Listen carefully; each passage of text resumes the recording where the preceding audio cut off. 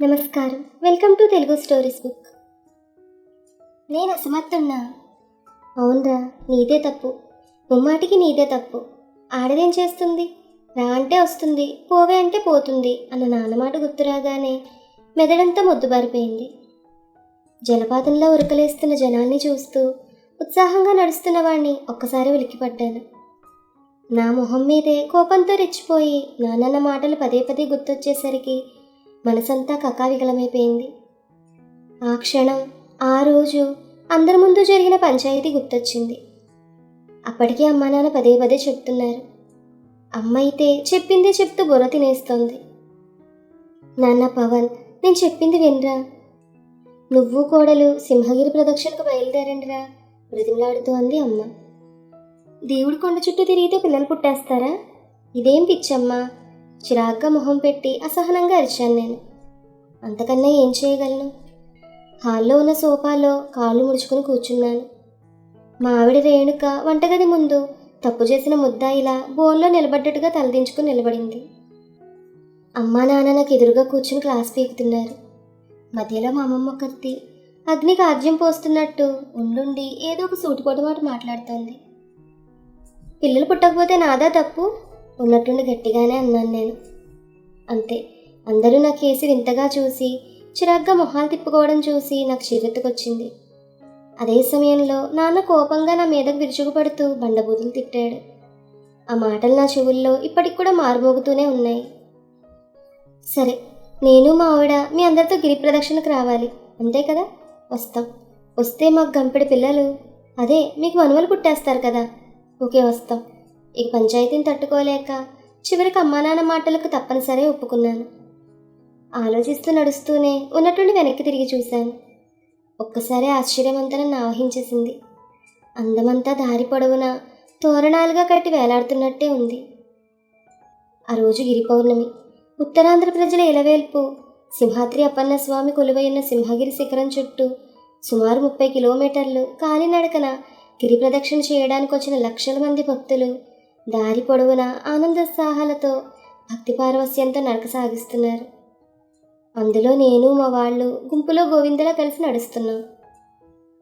మార్గమధ్యలో దారి పొడవునా అక్కడక్కడ కొలువైన దుకాణాల్లో అమ్ముతున్న రకరకాల పలహారాలు తింటున్నారు కొందరు. వాటి పక్కనే స్వచ్ఛంద సేవా సంస్థల కార్యకర్తలు గుడారాలు ఏర్పాటు చేసి పళ్ళు, పానీయాలు, పులిహోర, పొంగలి, దద్దోజనం లాంటి ప్రసాదాలు ఉచితంగా పంపిణీ చేస్తున్నారు. ఒక దగ్గర మజ్జిగ ప్యాకెట్లు, మరో దగ్గర మంచినీళ్ళ ప్యాకెట్లు పంపిణీ చేస్తున్నారు. మండుటెండలో చెమటలు కక్కుతూ నడుస్తున్న మాకు ఎక్కడికక్కడే దాహార్తి క్షుద్బాధ తీరిపోతోంది. ఉరుకులు పరుగుల మీద నడిచొస్తున్న భక్తులందరూ ఆబగా రోడ్డు పక్కన వెలిసిన గుడారాల మీద, వాళ్ళు ఇస్తున్న ఉచిత పలహారాల మీద ఎగబడి మూకుమ్మడిదాడి చేస్తున్నారు. నా వెనుక కొద్ది దూరంలో అమ్మా నాన్న, మా మేనమామలు, మేనత్తలు, మా చెల్లి, బావ జట్టుగా ఊసులాడుకుంటూ నడిచొస్తున్నారు. ఒక్కసారి ఉలిక్కిపడి ఉన్నట్టుండి ముందుకు సాగుతున్న వాళ్ళల్లా అందరికేసి పరీక్షగా చూశాను. రోడ్డు వారే నిలబడి, మా ఆవిడ, నా భార్య, నా పెళ్ళాం రేణుకేది, ఎక్కడుంది, ఎవరితో జట్టు కట్టి నడుస్తోంది?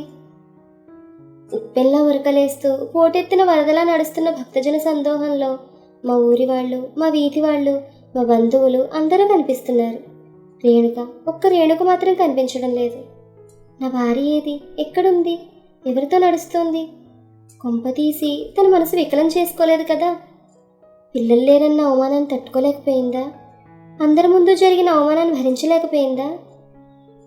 ఒరే పవన్, అక్కడే ఆగిపోయావేరా, ఇలారా, ఇక్కడ చక్కెర పొంగలు పంచుతున్నారు, రారా. అమ్మ కేక కులికిపడ్డాను ఒక్కసారిగా. నేనే కాదు, దారి పొడవునా నడుస్తున్న వాళ్ళంతా ఒక్క క్షణం ఆగి మరీ నాకేసి అమ్మకేసి చూసి ముసిముసిగా నవ్వుకుంటూ ముందుకు సాగిపోయారు. అమ్మా, మీ కోడలేది? నెమ్మదిగా అమ్మకే వినిపించేలా అడిగాను. నాన్న వింటే అరిచి గగ్గోలు పెడతాడు. అప్పుడు దారి పొడవునా సాగిపోతున్న భక్తులందరూ మా చుట్టూ మూగుతారు. ఇక్కడే ఎక్కడో ఉంటుంది లేరా, వీధిలో అమ్మలక్కలందరూ వచ్చారు కదా, వాళ్ళతో నడుస్తుంటుందిలే. అయినా నువ్వు నీ పెళ్ళాన్ని అలా ఎలా ఒంటరిగా వదిలేసావురా? మీ బావ, మీ నాన్నగారు చూడు, మమ్మల్ని తోకల్లా ఎలా పట్టుకుని తిరుగుతున్నారో నవ్వుతూ అంది అమ్మ. తొలి పావంచా దగ్గర కాలభైరవ స్వామి కొబ్బరికాయ కొట్టి గిరి ప్రదక్షిణ మొదలుపెట్టినప్పుడు నా పక్కనే నిలబడింది రేణుక. అప్పుడే సింహాద్రి అప్పన్న స్వామి ప్రచార రథం కూడా సింహగిరి చుట్టూ గిరి ప్రదక్షిణకు బయలుదేరింది. లక్షల మంది భక్తులంతా ఒక్కసారి ముక్తకంఠంతో గోవిందా గోవిందా ఆపద మొక్కులవాడ సింహాద్రి అప్పన్న పాహిమాం పాహిమాం అంటూ గొంతెత్తి ప్రార్థనలు చేస్తూ భక్తి గీతాలు ఆలపిస్తూ ప్రదక్షిణ మొదలుపెట్టారు. అవును, అప్పుడు రేణుక తన పక్కనే నిలబడింది. రేణుక బస్సు వెనక నడుస్తుందేమో అనుకుంటూనే గిర్రున వెనక్కి తిరిగి జనాలకు ఎదురు నడుస్తూ రేణుకను వెతుక్కుంటూ వెళ్ళాను. అలా ఎంత దూరం వెనక్కి నడిచానో నాకే తెలియదు. ఎక్కడ రేణుక జాడ కూడా కనిపించలేదు. అంతే, మళ్ళా ఉసూరుమంటూ తిరిగి ముందుకు గబగబా పరుగులు పెట్టి నడిచాను. కొంప తీసి కోపంతో మమ్మల్ని అందరినీ దాటుకుంటూ ముందుకు వెళ్ళిపోయిందేమో. ఏమో, అయినా నాకు రాని కోపం రేణుక కిందకు వస్తుంది. రాదు కాక రాదనుకుంటూ ముందుకు సాగుతున్న నాకు సుబ్బారావు గుర్తొచ్చాడు. సుబ్బారావు, అవును సుబ్బారావు గాడు. వాడే నా పాలిట రాక్షసుడు. నా ఈ దిక్కుమాలిన పరిస్థితికి కారణం వాడే. అవునవును, వాడే అని నా మనసు కూడా వంతపాడుతోంది. ఆలోచనలో పడ్డాను. ఎరా పవన్, ఒక్కడవే వచ్చావా సినిమాకి? భుజం చరుస్తూ అడిగాడు ఉదయ్.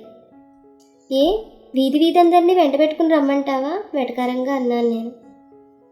మీ ఆవిడతో వచ్చావేమోనని అడిగానురా అన్నాడు ఉదయ్. ఇంతలో నాతో పాటు సినిమాకి వచ్చిన సుబ్బారావు 2 డ్రింకులు పట్టుకొని వచ్చాడు. వస్తూనే ఉదయ్ మాటలు వింటూ వెటకారంగా నవ్వాడు. ఇంట్లో 24 గంటలు పక్కనే ఉంటుంది కదరా పెళ్ళాం. స్నేహితులతో సరదాగా సినిమాకి వస్తూ కూడా తీసుకురావాలా? నా చేతికి డ్రింక్ ఇస్తూ ఉదయ్తో అన్నాడు సుబ్బారావు. నేను ఎక్కడికి వెళ్ళినా మా ఆవిడ తోడులేందే వెళ్ళానురా అన్నాడు ఉదయ్. మా ఆవిడ కంట్లో నలిసిలా నష్టపెడుతుందిరా బాబు. చనువిస్తే చులకనైపోతామని నేనే ఎక్కడికి వెళ్ళినా ఇదిగో ఇలా మన పవన్ గారిని లాక్కొచ్చేస్తుంటాను అన్నాడు సుబ్బారావు. ఏరా పవన్, మరి మీ ఆవిడ ఏమీ అనదా అని అడిగాడు ఉదయ్. ఇంతలో రయ్యమని మా దగ్గరకు వచ్చింది ఉదయ్ భార్య. ఏమండి, మీకు మతిపోయిందా? ఇంటర్వెల్ కొట్టగానే డ్రింకులు తెస్తానని వచ్చారు. సినిమా స్టార్ట్ అయిపోతోంది, ఇక్కడ బాధాకాణి వేసి కూర్చున్నారు. మీకు బుద్ధి ఉందా? వస్తూనే కోపంగా అరిచి ఉదయ్ చేయి పట్టుకుని లాక్కెళ్ళిపోయింది ఆమె. ఇందుకేరా నీకు చెప్తుంటాను, పెళ్ళాం పెరట్లో ఉండాలి, మొగుడు వాకిట్లో ఉండాలని. నా కేసు చూస్తూ అన్నాడు సుబ్బారావు. మరింట్లో అమాయకంగా సుబ్బారావు కేసు చూస్తూ అడిగాను నేను. మంచాలు కంచాలు ఉంటాయిగా, ఆకలేస్తే తినడానికి, నిద్రొస్తే బజ్జవడానికి టక్కున అన్నారు ఎవరో వెనక నుండి. దాంతో నేను సుబ్బారావు ఒక్కసారి ఉలిక్కిపడి వెనక్కి తిరిగి చూసాం. ఒకతను మా ఇద్దరికేసి చీదరగా చూస్తూ వెటకారంగా నవ్వుకుంటూ పాప్కార్న్ ప్యాకెట్ పట్టుకుని తింటూ థియేటర్లోకి వెళ్ళిపోతున్నాడు. సుబ్బారావు నేను ఒక్కసారి ఉద్యోగాల్లో చేరాం. వాడికి నాకు 5-6 నెలల వ్యవధిలో పెళ్ళిళ్ళు అయ్యాయి. వాడేమన్నా నాకు అదే వేదవాక్కు. ఇంట్లోకి ఏది కొనాలన్నా వాడు తోడు రాందని నేది కొనలేను. భయం, బిడియం, సిగ్గు ఎగ్గు లేకుండా బేరాలాడ్డంలో సుబ్బారావు మహాదిట్ట. ఓ రోజు ఇంటికి వస్తూనే అప్పుడే కొన్న వాచి మా ఆవిడ చేతికిచ్చి గదిలోకి వెళ్ళాను. బట్టలు మార్చుకుంటున్న నా దగ్గరకు రేణుక కోపంగా వస్తూనే వాచి మంచం మీదకి విసిరేసింది. ఏ, వాచి బాగాలేదా? ఆశ్చర్యంగా అడిగాను. నేను టైటాన్ వాచి తెమ్మంటే ఇదేంటి టొయోటా కంపెనీ తెచ్చారు? చిరాగ్గా మొహం పెట్టంది నా భార్య రేణుక. సుబ్బారావు గడు ఇదే బాగుందన్నాడు. లుంగీ కట్టుకుంటూ అన్నాను నేను. దాంతో రివ్వు నా దగ్గరకు వచ్చి సర్రును నేను కట్టుకున్న లుంగి లాగేసి పక్కన పడేస్తూ కోపంగా అంది రేణుక. మీ సుబ్బారావు గారు ఈ కట్ డ్రైవర్ బాగుందిరా, ఇలాగే తిరగరా అంటే తిరుగుతారా? కొంచెమైనా బుర్ర పెట్టి ఆలోచించరా? ఓనీలే రేణు, నీకు అనుభూతో ఆగాను నేను. ఇతను సుబ్బారావు అన్న మాటలు గుర్తొచ్చాయి. రే, పెళ్ళాలు కలిసిస్తే అందలం ఎక్కేస్తారు. అవకాశం దొరికితే ఆకాశాన్ని కొని తెమ్మంటారు. జాగ్రత్త అన్నాడు. ఇంతలో రేణుక ఏదో చెప్పబోతూ ఆగిపోయారు. నాకు అంటూ ఆశగా చూస్తూ అడిగింది రేణుక. పోయి కాఫీ పట్రా. చిరాగ్గా మొహం పెట్టి లుంగి తీసి మళ్ళా కట్టుకుంటూ ఏదో అడ్డొచ్చేసరికి ముందుకు తూలిపడిపోయాను. ఏంటి సార్, నడుస్తూనే కళ్ళకంటున్నారు? ముందుకు చూస్తూ నడవండి. కోపంగా నన్ను తన 2 చేతులతో బలంగా తోసేస్తూ అందొక ఆవిడ. సారీ అన్నానే కానీ సిగ్గుతో కుచించుకుపోయాను. పాపం రేణుక 5 ఏళ్ళు ఉలుకు పలుకు లేకుండా బొమ్మలా నాతో కాపురం చేసింది. నేనే అంటీ ముట్టనట్టు నటిస్తూ సంసార సాగరంలో సాధువుగా మెలిగాను. రేణుక సాధు జంతువులా తలంచుకుని సాగిపోయింది. ఇన్నేళ్లకు ఇంట్లో అందరి ముందు దోషిగా గొడ్రాలుగా ముద్రపడి అనరాని మాటలు పడింది. పదుగురి ఎదుట తలంచుకొని నిలబడింది. దీనంతటికీ ఒక విధంగా నేను కారణమే కదా. ఈ 5 ఏళ్లలో ఓ ముద్దు ముచ్చట లేదు. పెళ్లి రోజని పుట్టినరోజని వేడుకలు లేవు. రోజంతా ఆఫీసు, రాత్రి ఎప్పుడో ఇల్లు చేరడం, మంచం ఎక్కడం, అదే దినచర్య. ఎప్పుడో మనసు జారిపడి శరీరం జలధరించినప్పుడు పక్కనే పడుకున్న పెళ్ళాంకేసి ఓరగంట చూస్తే తన ఆదమర్చి నిద్రపోతూ ఉండేది. పాపం, నిద్రలో లేపి పాపం మూటగట్టుకోవడం మహాపాపమని నన్ను నేనే చల్లార్చుకుంటూ కళ్ళు మూసుకునేవాణ్ణి. ఒక్కోసారి రేణుక నిద్రమత్తులోనో మరులుగొన్న మనసుతోనో నా మీద కాలేస్తే చిరాగ్గా పక్కకు తోసేసేవాణ్ణి. నీకు వేళాపాలా లేదా అంటూ కసురుకునేవాణ్ణి. ఇప్పుడుదంతా గుర్తొస్తుంటే నా మనసు నాకే ఎదురు తిరుగుతోంది. ముడసర్లో పార్కు దాటి పెదగదిల మీదుగా హనుమంతబాగ జంక్షన్ దగ్గరికి వచ్చాను. హైవే రోడ్డు దాటాల్సి ఉండడంతో అక్కడ పోలీసులు భారీగా మోహరించున్నారు. ముడసర్లవ రోడ్లో నుంచి నడిచొస్తున్న భక్తులను క్షేమంగా రోడ్డు దాటిస్తున్నారు. కైలాసగిరి రోడ్లో నుండి తెన్నేటి పార్క్ బీచ్కి నడుస్తున్నాను. నా ముందర అందరూ అమ్మాయిలే ఉన్నారు. వాళ్లలో అక్కడక్కడ ఉన్న 4-5 అబ్బాయిలు తమ పక్కన నడుస్తున్న అమ్మాయిల నడుమే చేతులు వేసి ఒకరినొకరు హత్తుకున్నట్టే నడుస్తున్నారు. అబ్బా వదలండి, అందరూ మనకేసే చూస్తున్నారు, ఎవరో గుసగుసగా అంటున్నారు. ఆ మాటలు నా పక్క నుండే వినిపించేసరికి ఉలిక్కిపడి పక్కకు చూశాను. ఓ 2 భార్యాభర్తలు ఒకరినొకరు గట్టిగా వాటేసుకుని నడుస్తున్నారు. భర్త ఉండుండి ఆమె నడుంగిల్లుతూ చేతులతో ఆమె ఒళ్ళంతా తడిమేస్తున్నాడు. ఇంట్లో పిల్లిలా తిరుగుతారు, ఇక్కడ పులిలా మీద పడుతున్నారు. ఇంతమంది ముందు మీకు సిగ్గేయడం లేదా అంటూనే వాళ్ళ పక్కనే నడుస్తున్నానని చూస్తూనే ఆమె సిగ్గుతో తలదించేసుకుంది. ఇంట్లో అమ్మా నాన్న చెల్లాయిల ముందు ఇలా సరసాలాడితే బాగుంటుందా? ఇల్లు ఇరకమాయే, ఇలా షికార్లకు వస్తే కదా మన పంట పండేది. చిలిపిగా ఆమె బొగ్గగిల్లుతూ అన్నాడతను.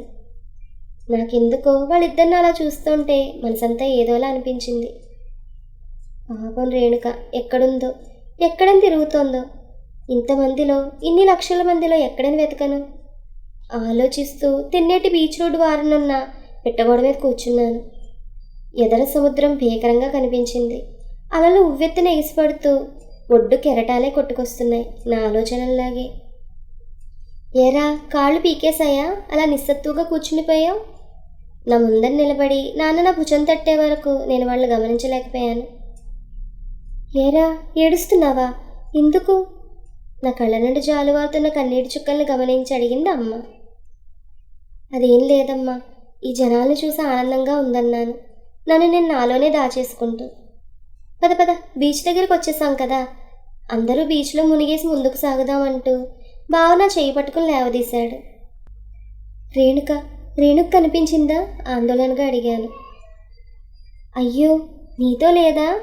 మీ ఇద్దరు సరసాలాడుకుంటూ ముందుకు నడిచొచ్చేసారని అనుకుంటున్నామే అంది అక్క.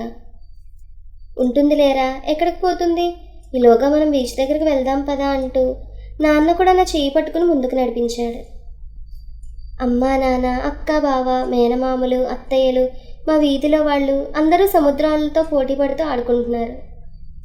ఒడ్డున నిలబడి సముద్రం కేసి, ఉవ్వెత్తున ఎగిసిపడుతున్న అల్లకేసి, వాటితో పోటీ పడుతున్న జనం కేసి చూస్తూ ఒక్కసారి అదిరిపడ్డాను. సముద్రాల మధ్య రేణుక. అవును, రేణుకే. అదే రంగు చీర, పెళ్లి తర్వాత శోభనం రోజు కట్టుకునే తెల్ల చీర. అవునవును, నా రేణుకే అనుకుంటూ చెప్పులకుండా విప్పకుండా పరిగెట్టాను సముద్రంలోకి. కాదు, కెరటాలను నెట్టుకుంటూ అలల మధ్యకు నా రేణుక దగ్గరకు పరిగెట్టాను. రేణుక కొద్ది దూరంలోనే. సముద్రం అలల మధ్య ఉన్న మా వాళ్ళనెవరిని నేను గమనించలేదు. నా కళ్ళకు వేరే ఎవ్వరూ కనిపించలేదు కూడా. పరుగున వెళ్ళి వెనుక నుండి అమాంతంగా రేణుకను వాటేసుకున్నాను. శ్రీవారికి ఇప్పుడా నేను గుర్తొచ్చాను. వెనక్కి తిరగకుండానే నా మీద వాలిపోతూ అంది రేణుక. ఇంతవరకు నీ కోసం వెతుక్కుంటూ ఎంత హైరాణ పడ్డానో నీకేం తెలుసు అన్నాను నేను. తెలుసు, వెనక్కి ముందుకి ఈ పరుగులు పరికిస్తూనే ఉన్నాను స్వామి, కిలకిలా నవ్వుతోంది రేణుక. అమ్మ దొంగ, నన్ను ఆట పట్టిస్తావా అంటూ సన్నని నడుం మీద ముద్దు పెట్టుకుంటూ అన్నాను నేను. ఇంతలో పెద్ద కెరటం వచ్చి మా ఇద్దరిని ఎత్తుకుని ఒడ్డుకు లాక్కొచ్చింది. ఇద్దరం ఒకరినొకరు ఆవగా వాటేసుకొని ఇహపరాలను మర్చిపోయి ఆనందంగా అలా ఇసుక తిన్న మీదే ఆదమర్చి తన్మయంగా కళ్ళు మూసుకుని ఉండిపోయాను. ఈ కథ మీకు నచ్చితే please like, share and subscribe to our Telugu stories book. Thank you.